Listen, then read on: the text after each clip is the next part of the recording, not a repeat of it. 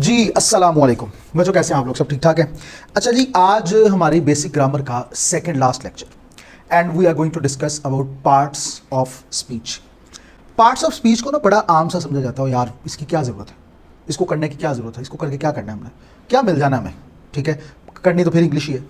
इसके लिए मैं सिंपल सी एक बात कहता होता हूँ कि एक बंदा उसने बहुत ही एंथुसियास्टिक होकर जाता है ड्राइविंग स्कूल में और जाके कहता है कि जनाब मैंने ना ड्राइविंग सीखनी है, मैंने ड्राइविंग सीखनी है। वो ना कहते हैं ठीक है, फीस भरें, फॉर्म वगैरह सब कुछ दिया जाता है, प्रोसीजर कंप्लीट किया जाता है, उसे गाड़ी की तरफ ले जाया जाता है और गाड़ी के अंदर जो इंस्ट्रक्टर उनके होते हैं वो उन्हें कहते हैं जनाब इंज करो तो पहला गेयर जे, इंज करो तो दूसरा गेयर जे, इस तरह करो तो दूसरा तीसरा गेयर जे, इसी तरह आप ऐसे करेंगे तो ये बैक गियर होगा। वो कहेगा यार ये सब छोड़ो, ये बकवास बातें, ये बातें ना मुझसे करो, बस तुम मैंने गड्डी चलाना सिखाओ, तुम मैंू गड्डी चलाना सिखाओ, ए गेयर नू दफा मारो। तो मैं ये पूछता हूँ क्या वो गाड़ी चलाना सीख लेगा? क्यों? क्योंकि उन्होंने गेयर का पता ही नहीं, ठीक है। तो आप याद रखें कि आपकी इंग्लिश के गेयर जो है ना वही पार्ट ऑफ स्पीच है। जो ये कहते हैं ना क्या जरूरत है इसकी, तो जनाब आपकी इंग्लिश के गेयर है पार्ट ऑफ स्पीच। अगर आपको पार्ट ऑफ स्पीच नहीं आते, सवाल ये है अगर आपको पार्ट ऑफ स्पीच नहीं आते या आपको पार्ट ऑफ स्पीच नहीं पता चलता कि पार्ट ऑफ स्पीच क्या है, किस तरह से है, तो इसका मतलब यह है कि आपको गाड़ी के गेयर ही नहीं आते, और जब गाड़ी के गेयर ही नहीं आते तो इसका मतलब क्या है, आपको इंग्लिश ही नहीं आती। कितनी बड़ी बात है। तो जनाब ये बात आप याद रखिएगा कि पार्ट्स ऑफ स्पीच बहुत बहुत बहुत इंपॉर्टेंट है।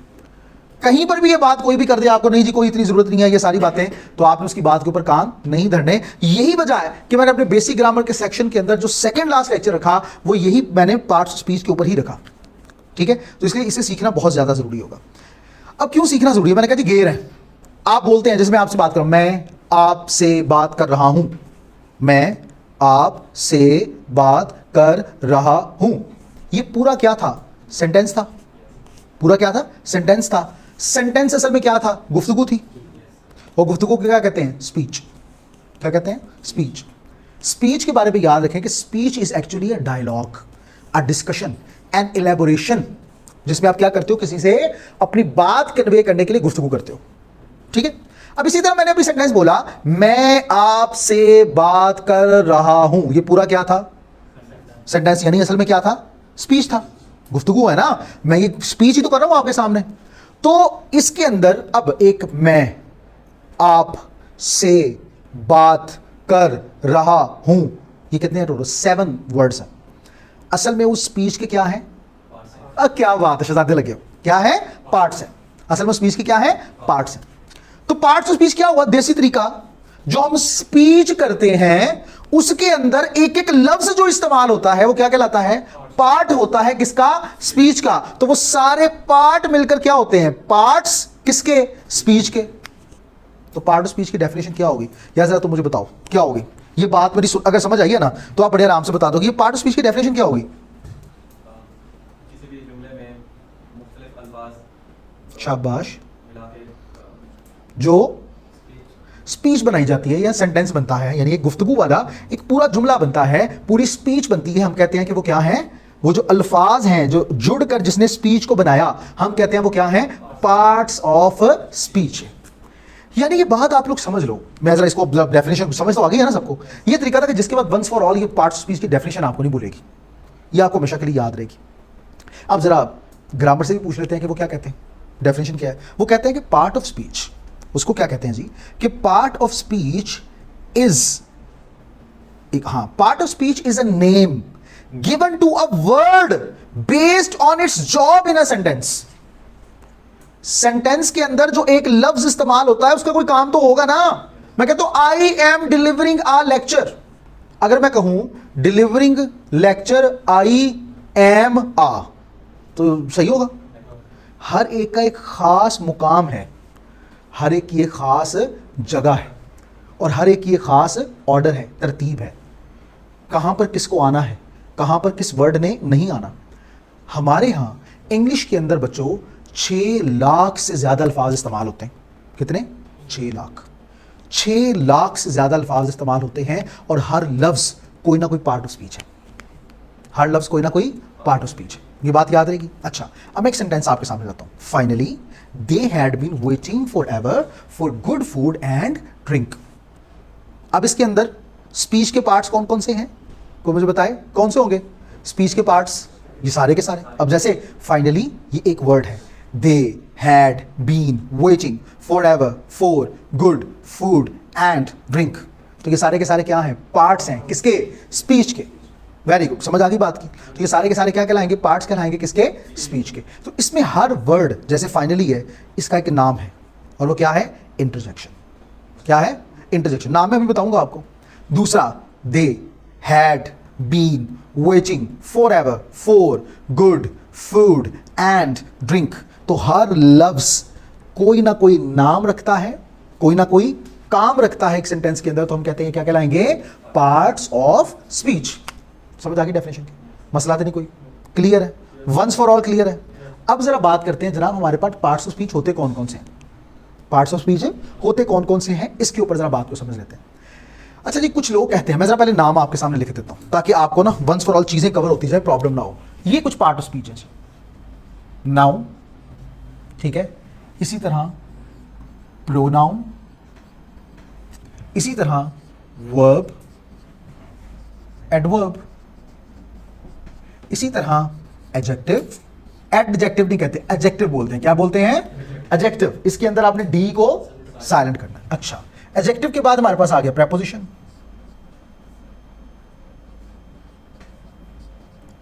इसी तरह हमारे पास आ गया क्या? कंजंक्शन, इसी तरह हमारे पास क्या आ गया? इंटरजेक्शन। ये वैसे 8 पार्ट ऑफ स्पीच हैं। कितने हैं? 8 पार्ट्स ऑफ स्पीच हैं। लेकिन कुछ लोग कहते हैं कि नहीं, पार्ट ऑफ स्पीच 9 है। पार्ट ऑफ स्पीच क्या है? 9 है। वो क्या करते हैं? वो इस आर्टिकल को भी, आर्टिकल्स एक और नाम है आपके सामने यहां पे लिख रहा हूं, वो कहते हैं कि ये भी पार्ट्स ऑफ स्पीच है। क्या है? पार्ट्स ऑफ स्पीच है। और बहुत से लोग इस बात के ऊपर हैं कि जनाब this is not a separate part of speech but this is a part of preposition. ये क्या है? प्रेपोजिशन का ही पार्ट है, इसलिए हम उसको एक 9th के तौर पर वो अलग पार्ट ऑफ स्पीच उसे कंसिडर नहीं करते। याद रहेगी बात। तो टोटल पार्ट्स ऑफ स्पीच कितने हैं? ज्यादातर लोगों की नजर में 8 है, और कुछ लोग हैं जो कहते हैं कितने हैं? 9 है। क्यों? क्योंकि वो कहते हैं कि articles are separate part of speech, लेकिन बहुत से कहते हैं कि articles are a part of preposition. याद रहेगी बात। अब मैं एक एक करके आपको जरा पार्ट्स ऑफ स्पीच को समझाता हूं और साथ साथ फिर हम उसकी डेफिनेशन देखते रहेंगे ताकि ये चीजें कवर होती रहे। अच्छा, जिस बच्चे को सेंटेंस के अंदर, मैं बताता चलूं, बड़ी इंपॉर्टेंट बात ये वाली, कि जिस बच्चे को सेंटेंस के अंदर देख के ही एक लफ्ज को पता लग जाए ना कि कौन सा पार्ट ऑफ स्पीच है, तो उसके लिए इंग्लिश समझो, उस दिन उसको इंग्लिश 90% आ गई है। 90% इंग्लिश उसको उस दिन आ चुकी है। देख के ये पता चल जाए कौन सा पार्ट ऑफ स्पीच है। ठीक है, लगता है बड़ा आसान है, लेकिन जाहिर सी बात है प्रैक्टिस से चीजें होंगी, ऐसे नहीं होंगी। आपको बार बार प्रैक्टिस करनी पड़ेगी चीजों की। तो अब एक एक करके आइए जरा डिस्कस करते हैं और इसको समझने की कोशिश करते हैं। पार्ट्स ऑफ स्पीच के अंदर हमारे पास जनाबे वाला सबसे पहला लफ्ज आता है नाउन। मैंने आपको नाउन के बारे में एक चीज बताती थी, यहाँ पे एक एक चीजें करके मैं बताता रहूंगा ताकि चीजें कवर होती जाए। नाउन के बारे में मैंने आपको एक बात बताई थी, अगर आपको याद हो, कि ये लातीनी जुबान का लफ्ज है। लातीनी जुबान का लफ्ज क्या है? नॉमन। नॉमन से ये लफ्ज निकला है, और नॉमन का मतलब क्या होता है? नेम। ठीक है, नॉमन का मतलब क्या होता है? नेम। जो नाउन है लातीनी जुबान के लफ्ज नॉमन से निकला, और उसका मतलब क्या होता है? नेम। तो जनाब कौन सा नाम, सवाल ही पैदा होता है, कौन सा नाम नाउन होता है? तो उसको क्या है? एनी नेम, कोई भी नाम। ठीक है, any name is called a noun. Any name is called a noun. Any name is called a noun. जैसे अब इसकी डेफिनेशन मैं आपको बता दूं, नाउन की डेफिनेशन क्या है? एनीथिंग विजिबल और invisible is called noun. Noun की डेफिनेशन क्या है जी? कोई भी लफ्ज, कोई भी लफ्ज, चाहे हमें नजर आए या ना नजर आए, मगर उसका एक नाम होना चाहिए। जज्बाती की हो रहे हो भाई, इधर रुको भी, हमें नहीं आए। क्या है उसे? क्या कहेंगे हम? नाउन कहेंगे जी। अच्छा, तो ये है जी, एनीथिंग विजिबल और इनविजिबल इज कॉल्ड नाउन। कोई भी चीज जो हमें नजर आए या ना नजर आए वो क्या कहलाएगी? नाउन। कोई सी 5 एग्जाम्पल्स, जैसे इस रूम, क्लासरूम से हम ले लेते हैं। Laptop is called what? Noun. अच्छा, chair is called what? Noun. अब वो देखते हैं जो हमें नजर नहीं आ रही चीज, उसकी तरफ आते हैं। क्या? एयर नजर नहीं आ रही लेकिन नाम है। ठीक है, नजर नहीं आ रही हमें लेकिन क्या? नाम है।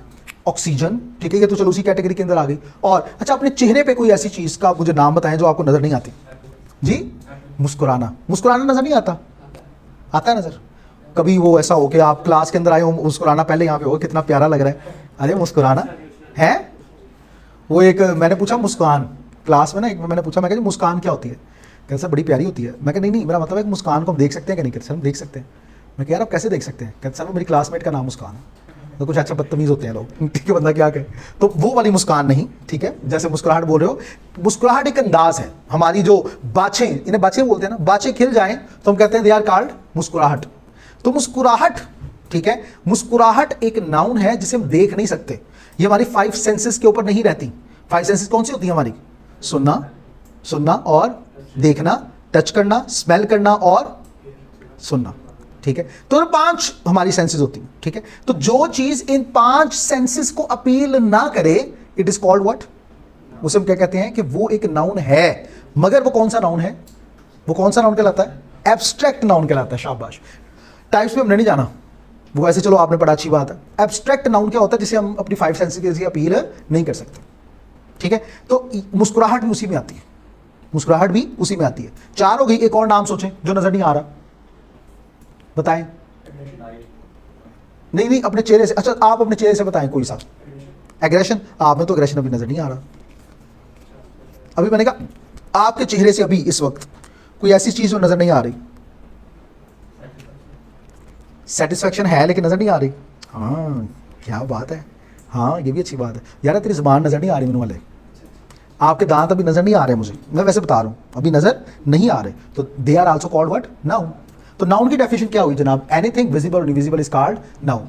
आप जो अपने पास इसको नोट कर रहे हो ना, यहाँ पे ये भी आपने करना है कि 10-10 डेफिनेशंस आपने लास्ट में इसकी यानी एग्जांपल्स लिख के लानी है कि नाउन की 10, ताकि ये वंस फॉर ऑल क्लियर हो चीजें, ठीक है। अब नेक्स्ट की तरफ बढ़ते हैं, that is another thing, that is called what? Pronoun. Pronoun 2 चीजों से मिलकर बना। प्रो का मतलब क्या होता है जी? In place of. किसकी जगह पे? ऐसे अल्फाज जो नाउन की जगह पे इस्तेमाल होते हैं हम कहते हैं वो क्या है? प्रोनाउन है। ऐसे अल्फाज जो नाउन की जगह पे इस्तेमाल हो हम कहते हैं वो क्या कहलाते हैं? प्रोनाउन। सिंपल सी बात। ऐसे अल्फाज जो नाउन की जगह पर इस्तेमाल हो, they are called what? Pronoun. अच्छा, मैं कहता हूं जी Rehan, my name is Rehan है, रेहान। तो मैं रेहान की जगह पे क्या क्या प्रोनाउन यूज कर सकता हूं? ही और आई और यू भी यूज कर सकता हूं। इंट्रोड्यूस करवाने के लिए मॉडर्न वे में हम कहते हैं दिस इज रेहान सर्वर। तो दिस भी क्या कहलाएगा? प्रोनाउन कहलाएगा। दिस भी क्या कहलाएगा? प्रोनाउन कहलाएगा। अच्छा, तो ऐसे अल्फाज जो नाउन की जगह पर इस्तेमाल होते हैं हम क्या कहते हैं? वो क्या है? प्रोनाउन। अब आप लोग ज्यादा हो तो आपके लिए मैं क्या यूज करूंगा? दे। क्या यूज करूंगा? दे यूज करूंगा। तो क्लियर ये बात समझ आ गई है? तो ऐसे अल्फाज जो नाउन की जगह पर इस्तेमाल होते हैं they are called pronoun. They are called pronoun. तो आइए प्रोनाउन की डेफिनेशन पढ़ते हैं। तो जनाब प्रोनाउन की डेफिनेशन ये रही, alternate name for a noun. क्या? Alternate name for a noun. Noun की जगह पर इस्तेमाल होने वाला लफ्ज क्या कहलाता है? प्रोनाउन कहलाता है। डन? को मसला क्लियर? प्रोनाउन की बात आगे बढ़ते हैं, जिसका नाम है जी क्या? क्या? एडजेक्टिव। एडजेक्टिव। क्या नाम है? एडजेक्टिव। एडजेक्टिव नहीं, क्या? एडजेक्टिव। क्या? Adjective. Clear?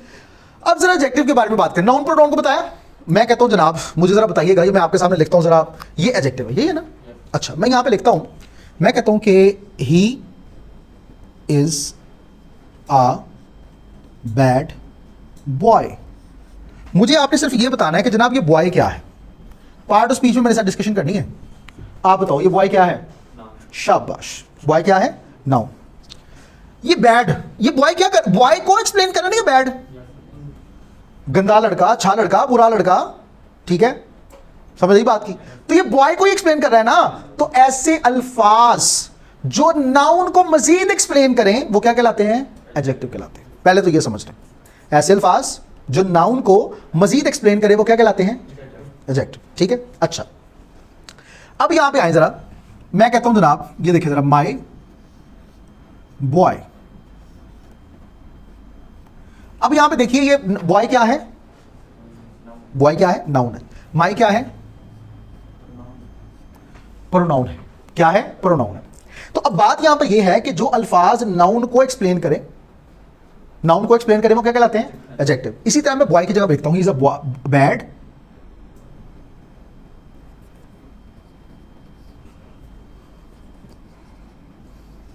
He is my bad thing. He is my bad thing. ये मेरी बुरी आदत या हैबिट लिख दो या फटाफट जो भी आप कर लो। मैं असल में कहना क्या चाह रहा हूं, मैं कहना ये चाह रहा हूं किसकी बुरी है? किसकी है? My bad. क्या? My bad. यहां पे जो बैड है वो किसको एक्सप्लेन कर रहा है? ध्यान से जरा समझे, मेरी बुरी या चीज की बुरी? My bad. क्या? My bad. तो दूसरी बात क्या जो मैं समझाना चाह रहा हूं वो ये वाली कि ऐसे अल्फाज जो प्रोनाउन को भी मजीद एक्सप्लेन करे वो भी क्या होते हैं? एडजेक्टिव कहलाते हैं। जो प्रोनाउन को मजीद एक्सप्लेन करे वो क्या कहलाते हैं? एडजेक्टिव कहलाते हैं। ठीक है, अच्छा अब ये आप लोगों ने क्या करना है कि मैंने 2 रेफिनेशन आपके सामने एग्जांपल रखी। अब आपने क्या काम करना है कि कल मुझे मिनिमम 5 नाउन वाली 5 प्रोनाउन वाली एग्जांपल्स मेरे सामने शो करनी है कि जिससे पता चल रहा होगा they are called adjective. They are called what? Adjective. Clear है ये बात? 5 एग्जांपल्स आपने लाजमी मुझे कल देनी है, याद रहेगी बात? अच्छा तो अब जरा एडजेक्टिव की डेफिनेशन देख लेते हैं। तो डेफिनेशन क्या है? जो नाउन को और प्रोनाउन को क्या करे? मॉडिफाई करे, यानी मजीद एक्सप्लेन करे। जो नाउन या प्रोनाउन को मजीद एक्सप्लेन करे क्या कहेंगे उसे? क्या कहेंगे उसे? एडजेक्टिव कहेंगे। क्लियर? बात समझ आ गई? कोई मसला? हाँ जी भाई, क्लियर है?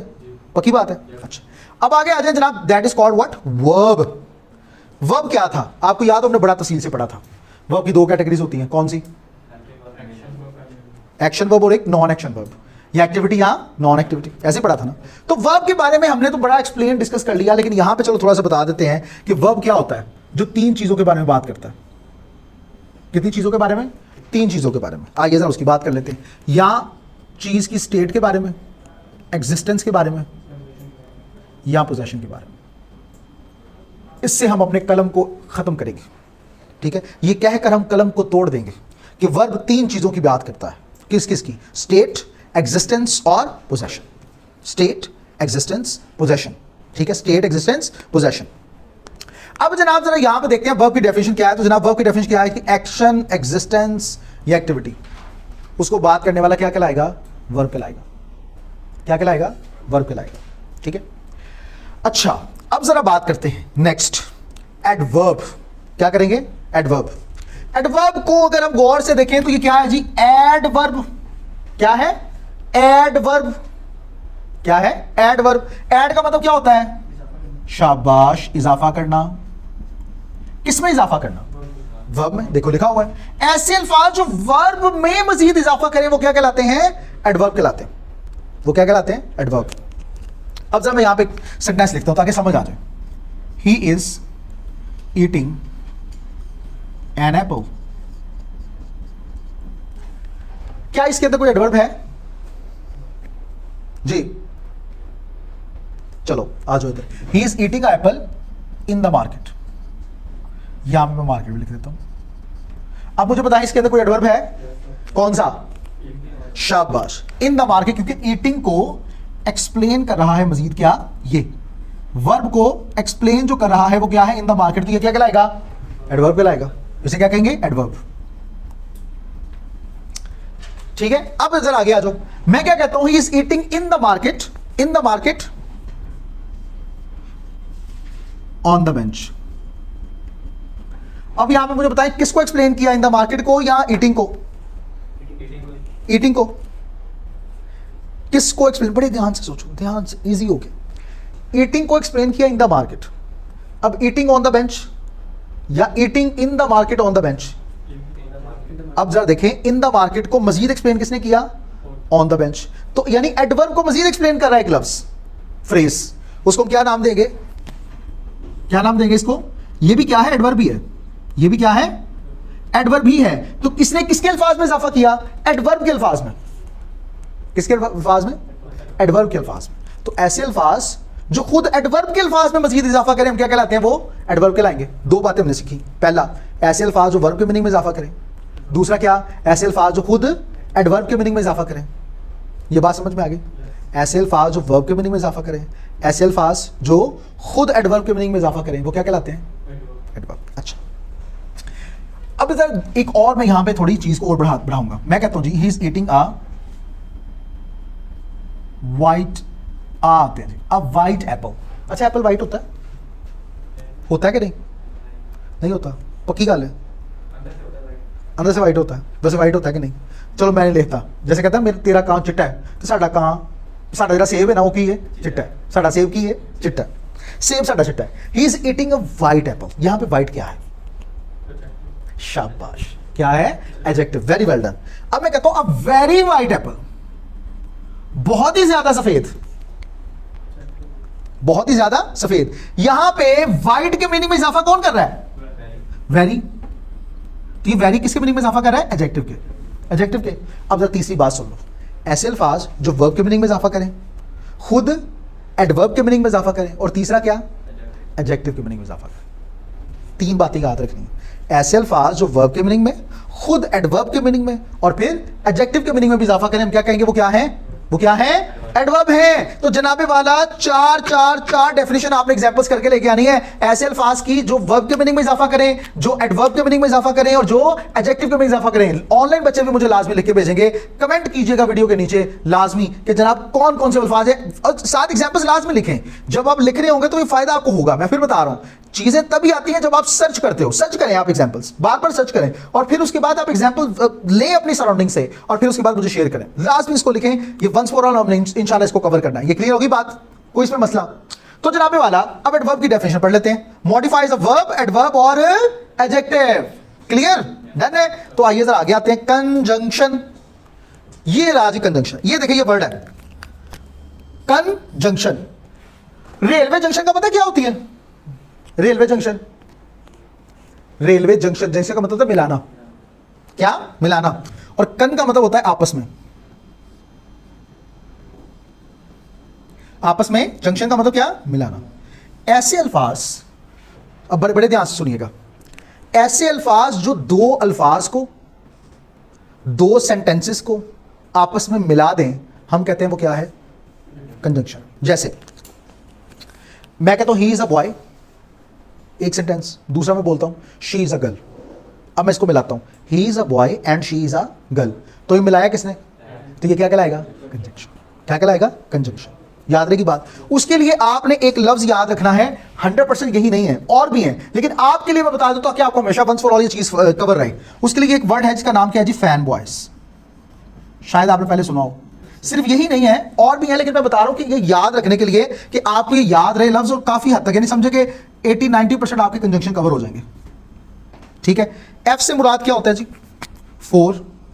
ए से मुराद होता है एंड, एन से मुराद है नॉर, बी से मुराद है बट, ओ से मुराद है और, वाई से मुराद है येट, और एस से मुराद है so. These are called what? Conjunctions. ये सारे के सारे क्या है? कंजंक्शन है। अब आपने ये सारे अल्फाज जो नजर आ रहे हैं, दो एग्जांपल्स इनकी आपने मेरे साथ लाजमी शेयर करनी है। मैं फिर बता दूं, ऑनलाइन बच्चे भी लाजमी शेयर, लाजमी आपने मेरे साथ करनी है। यहां पे वंस फॉर ऑल हमने इसको कवर करना है भाई, हमने इससे ज्यादा नहीं लटकाना, हमने कवर करना है इस चीज को। तो जनाबे वाला यहां पर क्या? ऐसे अल्फाज जो वर्ड्स, फ्रेजेस और क्लॉज, यानी समझे अल्फाज को, जुमलों को, और जुमलों में एक क्या है जो सेंस दें, और एक है जो सेंस ना दें। जो सेंस ना दें वो क्या होता है? शाबाश। ऐसे अल्फाज जो फ्रेजेस को, सेंटेंसेस को और वर्ड्स को मिलाए, हम क्या कहते हैं? वो क्या है? कंजंक्शन है। डन है? क्लियर? अच्छा, उसके बाद आगे आ जाओ। प्रेपोजिशन। प्रेपोजिशन, प्रेपोजिशन यहां पे ये है, दो अल्फाज है इसके लिए भी। एक है जी प्री, और दूसरा क्या है? पोजीशन। प्री का मतलब क्या होता है? पहले, और पोजीशन का मतलब क्या होता है? जगह, मुकाम। ऐसे अल्फाज जो के नाउन या प्रोनाउन, ठीक है, आप जो भी कह लें इसे, ऐसे अल्फाज जो नाउन्स या प्रोनाउन की प्रायर पोजीशन बता देंगे क्या है। जैसे मार्कर इज हैंड, तो समझ आ रही बात की? मैं कहता हूं marker is on the hand या ऑन हैंड, तो ये ऑन क्या है? पोजीशन बताने वाला। तो ऐसे अल्फाज जो पोजीशन को बताएं वो क्या कहलाते हैं? प्रेपोजिशन। तो जनाब प्रेपोजिशन की डेफिनेशन ये रही, precede phrase that acts as a modifier और अ नाउन। ठीक है, आगे आते हैं। इंटरजेक्शन। इंटरजेक्शन, अंदर से निकलने वाले जज्बात को इंटरजेक्शन कहते हैं। सिंपल सी बात समझ लो, अंदर से निकलने वाले जज्बात को इंटरजेक्शन कहते हैं। अंदर से निकलने वाले जज्बात को इंटरजेक्शन कहते हैं। जैसे मिसाल के तौर पर शाहिद अफरीदी कभी कोई था, याद होगा, वो कभी कुछ 6 साल बाद कोई छक्का मार देते, मुंह इक्वलेंट फाज आते, ओए वाओ ओह हो, या गेंद तो जाते, ओ तेरी ये आई, फिर मतलब लगता छक्का हो गया, एशिया कप सी। ठीक है, तो मतलब क्या कि जब हमारे जज्बात का इजहार जो अल्फाज करते हैं ना, इनर इमोशंस का जो इजहार जो अल्फाज करते हैं, हम कहते हैं वो क्या है? इंटरजेक्शन। ठीक है, तो वही एक्सप्रेस इमोशंस, हुर्रा, ओ सुपर, अलास, अफसोस, ओ हो। ठीक है, समझ आई बात की? तो ये सारे के सारे क्या कहलाते हैं? इंटरजेक्शन कहलाते हैं। अब लास्ट बात बची जिसका नाम था आर्टिकल्स। तो आर्टिकल्स के लिए बस ये बात समझ लो कि आर्टिकल्स 3 होते हैं। कितने होते हैं जी? 3 आर्टिकल्स होते हैं, और इनका यूज बहुत होता है। एक होता है जी आ, दूसरा एन, और तीसरा द। बस सिंपल सी बात समझ लें, चीजों को शुमार जब करना हो ना, एक लड़का, दो लड़के, तीन लड़के, चार लड़के। एक लड़का है तो मैं उसके लिए क्या यूज़ करूँगा, आ बॉय, वन बॉय नहीं, क्या, आ बॉय।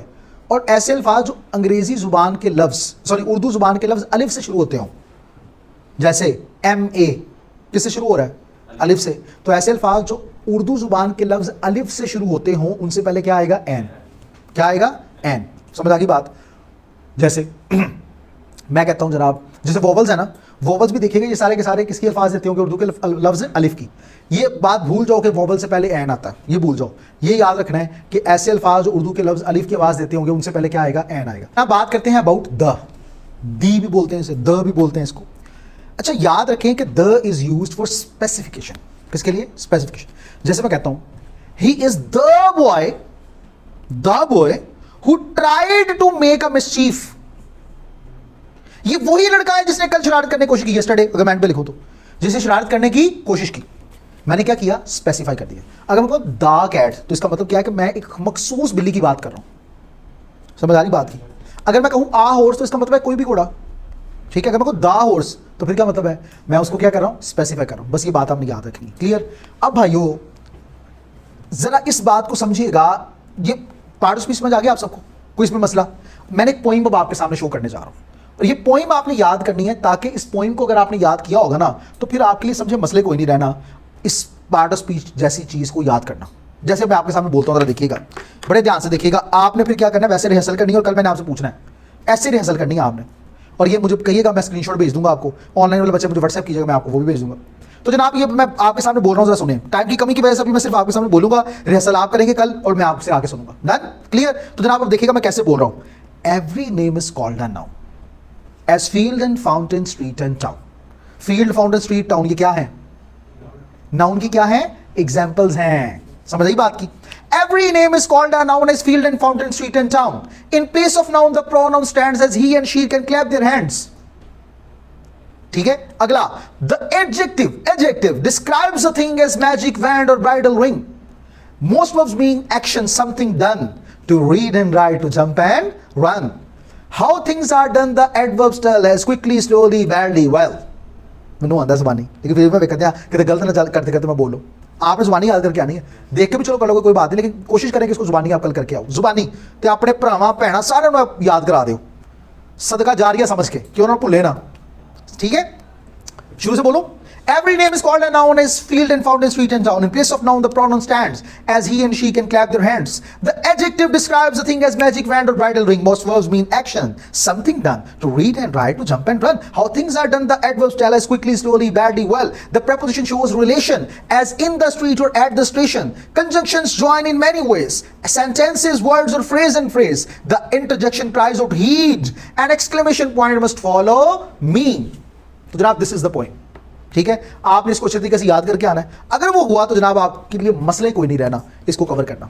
ठीक है जनाब, ये करने के बाद आपके लिए एक छोटी सी एक्सरसाइज, और ये एक्सरसाइज मैं यहाँ पे शो कर रहा हूँ, मुझे उम्मीद है कि ऑनलाइन वाले बच्चों को भी नजर आ रही होगी। आपने इसको करके कमेंट्स में भी, और आप लोगों ने भी, अगर वो वीडियो देखेगा, सिर्फ ये सेक्शन चाहे देख लीजिएगा, और उसमें आपने कमेंट्स के अंदर बताना है कि इसका राइट आंसर क्या है, मस्ट। ठीक है, और वो ये रहे जी, ये सेंटेंसेज आपके पास होंगे। I want to go now, यहाँ पे नाउ क्या है बताएं। इसी तरह डूइंग देयर क्या है ये बताना, और ये सारे के सारे टोटल 9 सेंटेंसेज आपके टास्क हैं। आपने इनमें बताना है कि सही कौन सा।